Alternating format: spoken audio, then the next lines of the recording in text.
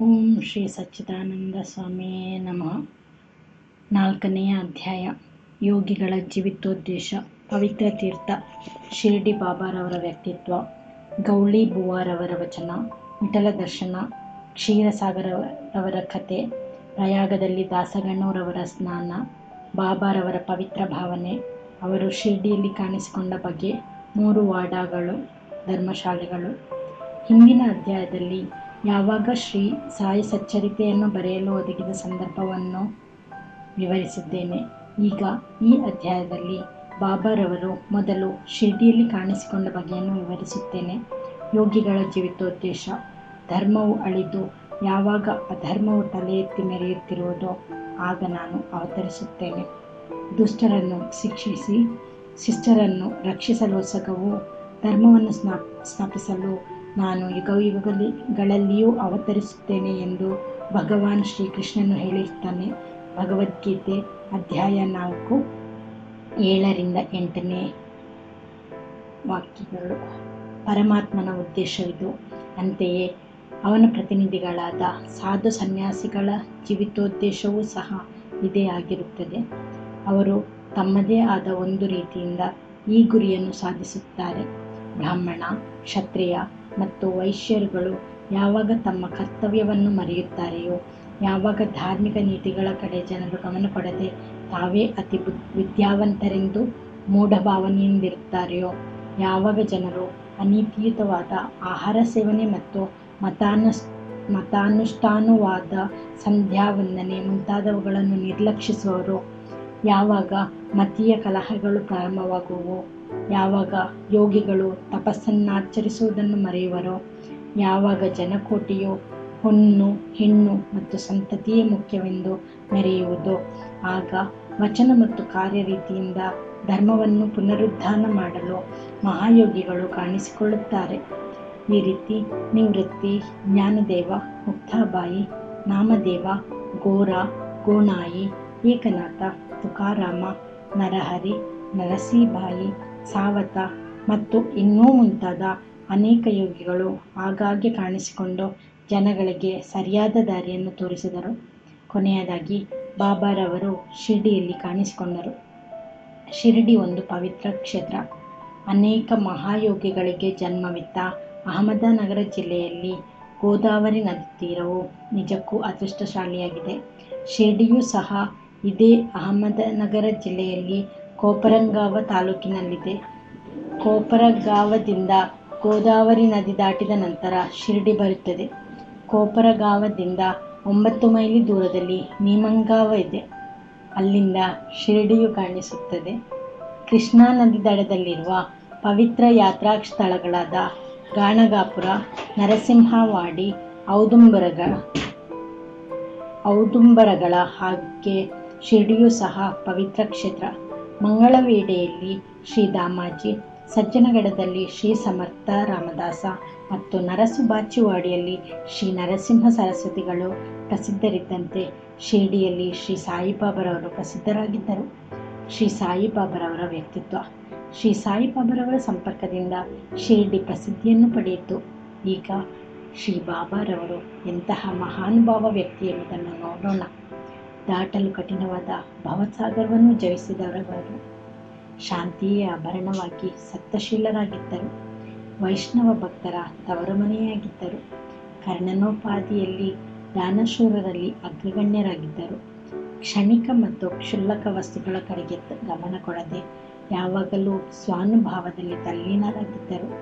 ಅವರಿಗೆ ಪ್ರಾಪಂಚಿಕ ಅಭಿಲಾಷೆ ಇರಲಿಲ್ಲ. ಅವರ ಅಂತರಂಗವು ಶುದ್ಧ ಕನ್ನಡಿಯಂತಿತ್ತು. ಅವರ ವಚನಗಳಲ್ಲಿ ಯಾವಾಗಲೂ ಸುಧೆಯು ಧಾರಾಕಾರವಾಗಿ ಹರಿಯುತ್ತಿತ್ತು. ಬಡವರಾಗಲಿ ಬಲ್ಲಿದರಾಗಲಿ ಅವರಲ್ಲಿ ಎಲ್ಲರೂ ಒಂದೇ. ಮಾನಾಪಮಾನಗಳ ಕಡೆ ಗಮನವಿಡುತ್ತಿರಲಿಲ್ಲ. ಸರ್ವರಿಗೂ ಶ್ರೇಷ್ಠರಾಗಿದ್ದರು. ಸರ್ವರೊಡನೆಯೂ ಕಲೆತು ಅವರೊಂದಿಗೆ ಕೂಡಿ ಹಾಡುಗಳನ್ನು ಹಾಡುತ್ತಾ ಸಂತೋಷದಿಂದಿರುತ್ತಿದ್ದರು. ಅಲ್ಲಾನ ಹೆಸರನ್ನು ಯಾವಾಗಲೂ ಉಚ್ಚರಿಸುತ್ತಿದ್ದರು. ಆದರೂ ಸಮಾಧಿಯಿಂದ ಒಂದು ಅಂಗುಲವೂ ಕದಲುತ್ತಿರಲಿಲ್ಲ. ಪ್ರಪಂಚವೆಲ್ಲವೂ ನಿದ್ರೆಯಲ್ಲಿದ್ದಾಗ ಎಚ್ಚರವಾಗಿಯೂ ಮತ್ತು ಎಚ್ಚರವಾಗಿದ್ದಾಗ ಅವರು ನಿದ್ರೆ ಮಾಡುತ್ತಲೂ ಇದ್ದರು. ಅವರ ನಿಜವಾದ ವಾಸಸ್ಥಾನ, ನಡೆ, ನುಡಿ ಇವು ಇಂತಹವೇ ಎಂದು ನಿರ್ಧರಿಸಲಾಗುತ್ತಿರಲಿಲ್ಲ. ಶಿರ್ಡಿಯಲ್ಲಿಯೇ ಇದ್ದರೂ ಕೂಡ ಅವರಿಗೆ ಪ್ರಪಂಚದ ಆಗುಹೋಗುಗಳ ಬಗ್ಗೆ ಅರಿವಿತ್ತು. ಅವರ ಅಂತರಂಗವು ಆಳವಾದ ಮಹಾಸಾಗರದೋಪಾದಿಯಲ್ಲಿಯ ಪ್ರಶಾಂತತೆಯಂತೆ ಇದ್ದಿತು. ಆದರೂ ಅವರು ಶಾಂತಿಯ ಸ್ಥಿತಿಯಿಂದ ಒಂದಂಗುಲವೂ ಕದಲುತ್ತಿರಲಿಲ್ಲ. ಅವರು ಒಂದೊಂದು ಸಾರಿ ಮಸೀದಿಯ ಗೋಡೆಗೆ ಒರಗಿಕೊಂಡು ನಿಲ್ಲುತ್ತಿದ್ದರು. ಕೆಲವು ವೇಳೆ ಬೆಳಗ್ಗೆ, ಮಧ್ಯಾಹ್ನ ಮತ್ತು ಸಾಯಂಕಾಲ ಲೇಂಡಿಗಾಗಲಿ ಚಾವಡಿಗಾಗಲಿ ಹೋಗುತ್ತಿದ್ದರು. ಆದರೆ ಎಲ್ಲ ವೇಳೆಯಲ್ಲಿಯೂ ಸ್ವಾನುಭಾವದಲ್ಲಿ ತಲ್ಲೀನರಾಗುತ್ತಿದ್ದರು. ಸಿದ್ಧರಾದರೂ ಸಾಧಕರಂತೆ ವರ್ತಿಸಿದರು. ವಿನಯಶೀಲರು, ಸೌಮ್ಯರೂಪಿಯೂ ಮತ್ತು ನಿರಹಂಕಾರಿಗಳೂ ಆಗಿ ಸರ್ವರನ್ನು ಸಂತಸಗೊಳಿಸುತ್ತಿದ್ದರು. ಇಂತಹ ಪವಿತ್ರವಾದ ಶ್ರೀ ಸಾಯಿಬಾಬಾರವರ ಪಾದಧೂಳಿಯಿಂದ ಪವಿತ್ರವಾಗಿ ದೇಶದಲ್ಲಿ ಶಿರ್ಡಿಯು ಪ್ರಸಿದ್ಧಿಯನ್ನು ಪಡೆಯಿತು. ಆಳಂದಿಯನ್ನು ಜ್ಞಾನೇಶ್ವರರು, ಪೈಠಣವನ್ನು ಶ್ರೀ ಏಕನಾಥರು ಉದ್ಧರಿಸಿದ ರೀತಿಯಲ್ಲಿ ಶ್ರೀ ಸಾಯಿನಾಥರು ಶಿರ್ಡಿಯನ್ನು ಉದ್ಧರಿಸಿದರು. ಶಿರ್ಡಿಯು ನಮ್ಮಂತಹ ಭಕ್ತರ ಪಾಲಿಗೆ ಮತ್ತೊಂದು ಪಂಢರಪುರ, ದ್ವಾರಕಾ, ಕಾಶಿ, ರಾಮೇಶ್ವರ, ಬದ್ರಿ, ಕೇದಾರ, ನಾಶಿಕ, ತ್ರಯಂಬಕೇಶ್ವರ, ಉಜ್ಜಯಿನಿ, ಮಹಾಬಲೇಶ್ವರ ಮತ್ತು ಗೋಕರ್ಣ. ಶಿರ್ಡಿಯಲ್ಲಿಯ ಬಾಬಾರವರ ದರ್ಶನದಿಂದ ನಾವು ಸಂಸಾರ ಸಾಗರವನ್ನು ಮರೆತು ಸ್ವಾನುಭಾವವನ್ನು ಪಡೆಯಬಹುದು.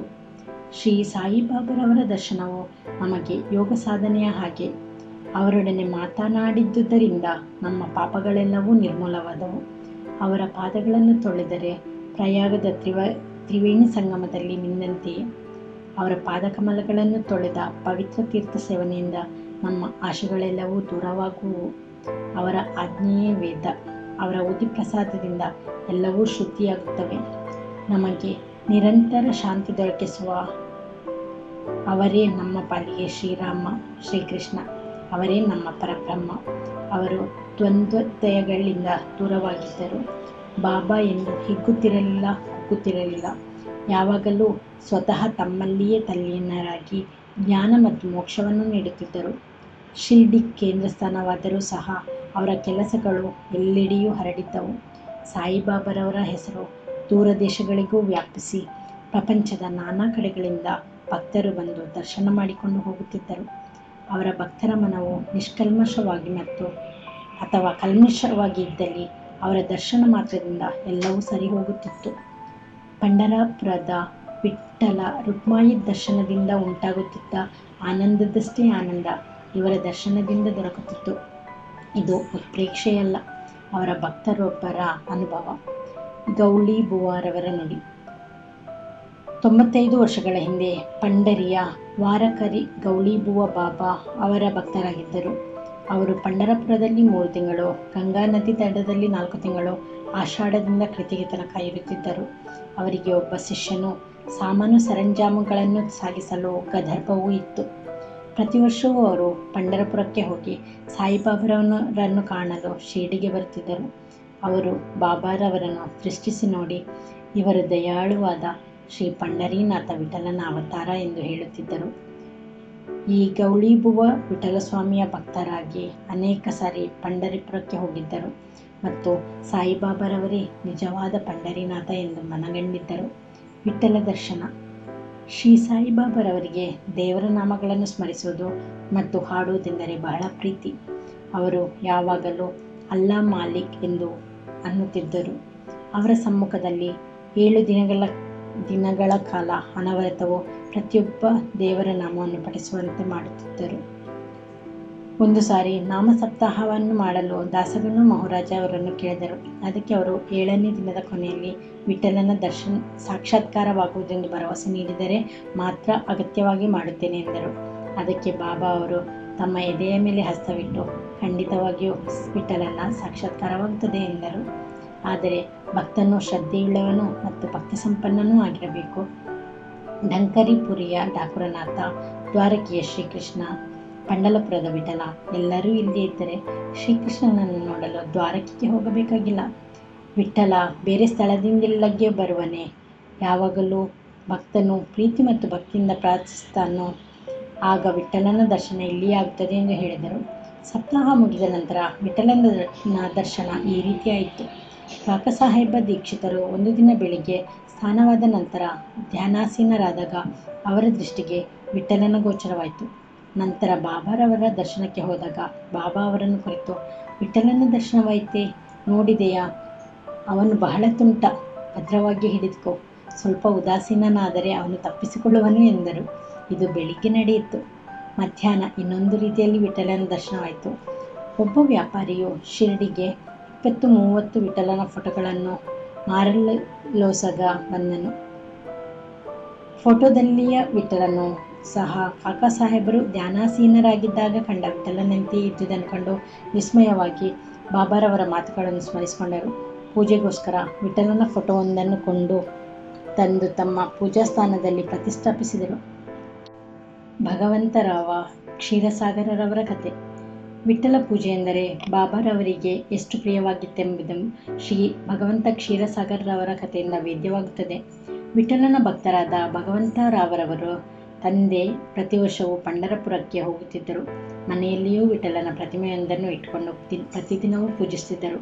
ಅವರ ಮರಣದ ನಂತರ ಅವರ ಪುತ್ರನು ಪೂಜೆ ಪುನಸ್ಕಾರ ಮತ್ತು ವರ್ಷಕ್ಕೊಮ್ಮೆ ಯಾತ್ರೆ ಮಾಡುವುದು ಎಲ್ಲವನ್ನೂ ಬಿಟ್ಟನು.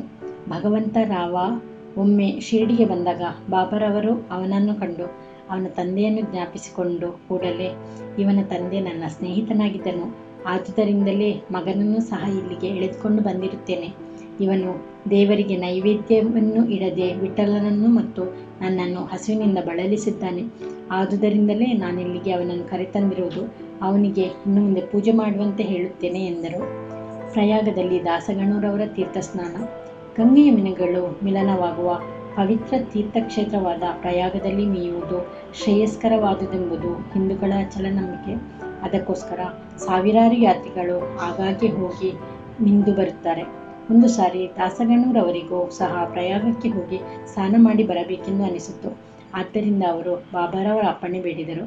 ಅದಕ್ಕೆ ಬಾಬಾರವರು, ಅಷ್ಟು ದೂರ ಹೋಗಬೇಕಾದ ಅವಶ್ಯಕತೆಯೇನೂ ಇಲ್ಲ, ನಮ್ಮ ಪ್ರಯಾಗ ಇಲ್ಲಿಯೇ ಇದೆ, ನನ್ನನ್ನು ನಂಬು ಎಂದರು. ಇದನ್ನು ಕೇಳಿ ದಾಸಗಣರವರು ಬಾಬಾರವರಿಗೆ ಸಾಷ್ಟಾಂಗ ನಮಸ್ಕಾರ ಮಾಡಿದರು. ಆಗ ಅವರಿಗೆ ಕಂಡುದೇನು? ಬಾಬಾರವರ ಪಾದಗಳಿಂದ ಗಂಗೆ ಹರಿಯುತ್ತಿದ್ದಳು. ಬಾಬಾರವರ ಅದ್ಭುತ ಪವಾಡವನ್ನು ನೋಡಿ ಅವರು ಬಹಳ ಆನಂದಭರಿತರಾಗಿ ಸಂತೋಷಾಶ್ರುವನ್ನು ಸುರಿಸಿದರು. ಆನಂದಭರಿತರಾಗಿ ಬಾಬಾರವರನ್ನು ಕುರಿತು ಹಾಡತೊಡಗಿದರು. ಬಾಬಾ ಶಿರ್ಡಿಯಲ್ಲಿ ಮೊದಲು ಕಾಣಿಸಿಕೊಂಡ ಬಗೆ. ಬಾಬಾರವರ ಜನ್ಮ ಹೇಗೆ ಆಯಿತು, ಜನ್ಮಸ್ಥಳ ಯಾವುದು, ಅವರ ತಾಯಿ ತಂದೆಗಳಾರು ಎಂಬುದು ಯಾರಿಗೂ ತಿಳಿದಿರಲಿಲ್ಲ. ಈ ವಿಚಾರವಾಗಿ ಬಾಬಾರವರನ್ನೇ ಅನೇಕ ಬಾರಿ ಕೇಳಿದ್ದರೂ ಸಹ ಉತ್ತರವೀಯುತ್ತಿರಲಿಲ್ಲ. ಇದುವರೆಗೂ ಅದು ತಿಳಿಯದ ವಿಷಯವಾಗಿಯೇ ಉಳಿದಿದೆ. ನಮಗೆ ಈ ವಿಚಾರವಾಗಿ ಯಾವುದೊಂದು ಸಮಾಚಾರವೂ ತಿಳಿದಿರುವುದಿಲ್ಲ. ನಾಮದೇವ ಮತ್ತು ಕಬೀರರು ಸಾಮಾನ್ಯ ಜನರಂತೆ ಜನ್ಮವೆತ್ತಲಿಲ್ಲ. ಅವರು ಶಿಶುರೂಪದಲ್ಲಿ ನದಿಯಲ್ಲಿ ದೊರೆತರು. ನಾಮದೇವನು ಗೋನಾಯಿಗೆ ಭೀಮರತಿ ನದಿಯಲ್ಲಿಯೂ, ಕಬೀರನು ಕಮಾಲನಿಗೆ ಭಾಗೀರಥಿ ನದಿಯಲ್ಲಿಯೂ ದೊರಕಿದರು.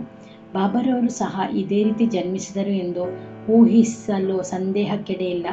ಅವರು ಮೊದಲು ಶಿರ್ಡಿಯಲ್ಲಿ ಭಕ್ತರಿಗೋಸ್ಕರವೇ ಒಂದು ಬೇವಿನ ಮರದ ನೆರಳಲ್ಲಿ 16 ವರ್ಷದ ಯುವಕನಾಗಿದ್ದಾಗ ಕಾಣಿಸಿಕೊಂಡರು. ಆಗಲೇ ಜ್ಞಾನಿಗಳಾಗಿದ್ದರು. ಅವರಿಗೆ ಪ್ರಾಪಂಚಿಕ ಸುಖಗಳ ಕಡೆಗೆ ಗಮನವಿರಲಿಲ್ಲ. ಮಾಯೆಯನ್ನು ಹೊರದೂಡಿದ್ದರು. ಮುಕ್ತಿಯು ಯಾವಾಗಲೂ ಅವರ ಪಾದಸೇವೆ ಮಾಡುತ್ತಿದ್ದಳು. ನಾನಾ ಚೋಪಡಾವರವರ ತಾಯಿಯವರು ಬಾಬಾರವರನ್ನು ಈ ರೀತಿ ವರ್ಣಿಸಿದ್ದಾರೆ. ಸುಂದರವಾಗಿಯೂ ಚಟುವಟಿಕೆಯಿಂದಲೂ ಇದ್ದ ಈ ಹುಡುಗನು ಮೊದಲು ಆಸನಾಸೀನನಾಗಿ ಬೇವಿನ ಮರದ ಕೆಳಗೆ ಕಾಣಿಸಿಕೊಂಡನು. ಬಿಸಿಲು, ಚಳಿ, ಮಳೆ, ಗಾಳಿಗಳನ್ನು ಲೆಕ್ಕಿಸದೆ ಕಠಿಣವಾದ ತಪಸ್ಸಿನಲ್ಲಿ ನಿರತನಾದ ಈ ಬಾಲ ಸಾಧುವನ್ನು ನೋಡಿ ಹಳ್ಳಿಯ ಜನರೆಲ್ಲರೂ ವಿಸ್ಮಿತರಾದರು.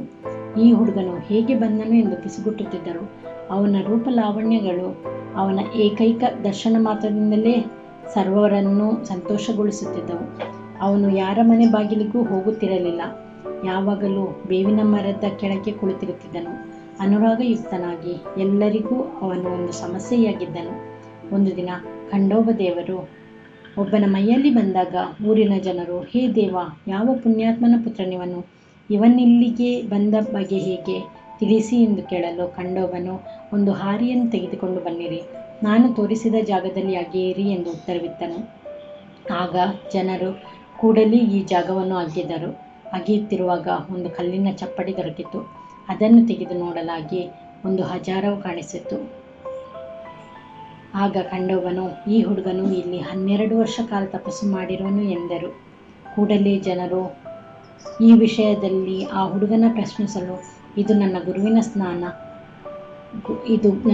ಸ್ಥಾನ, ಇದನ್ನು ಜೋಪಾನವಾಗಿ ಕಾಪಾಡಿ ಎಂದು ಬೇಡಿಕೊಂಡನು.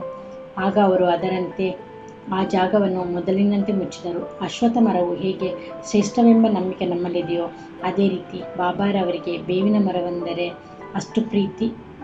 ಮಾಳಸಾಪತಿ ಮತ್ತು ಅನೇಕ ಶಿರ್ಡಿ ನಿವಾಸಿಗಳು ಆ ಜಾಗವನ್ನು ಬಾಬಾರವರ ಗುರುವಿನ ವಿಶ್ರಾಂತಿ ಸ್ಥಾನವೆಂದು ಗೌರವಿಸಿ ಪೂಜೆ ಮಾಡಹತ್ತಿದರು. 3 ಧರ್ಮಶಾಲೆಗಳು, ಬೇವಿನ ಮರ ಮತ್ತು ಅದರ ಸುತ್ತಲಿನ ನಿವೇಶನಗಳನ್ನು ಶ್ರೀ ಹರಿ ವಿನಾಯಕ ಸಾಟೆಯವರು ಖರೀದಿಸಿ ತೆಗೆದುಕೊಂಡು ಅಲ್ಲಿ ಸಾಟೆವಾಡ ಎಂಬ ಪ್ರವಾಸಿ ಮಂದಿರವನ್ನು ಕಟ್ಟಿಸಿದ್ದಾರೆ. ಈ ಮಂದಿರವು ಅನೇಕ ಭಕ್ತರ ವಿಶ್ರಾಂತಿ ಸ್ಥಳ. ಬೇವಿನ ಮರಕ್ಕೆ ಸುತ್ತಲೂ ಕಟ್ಟೆಯನ್ನು ಕಟ್ಟಿರುತ್ತಾರೆ.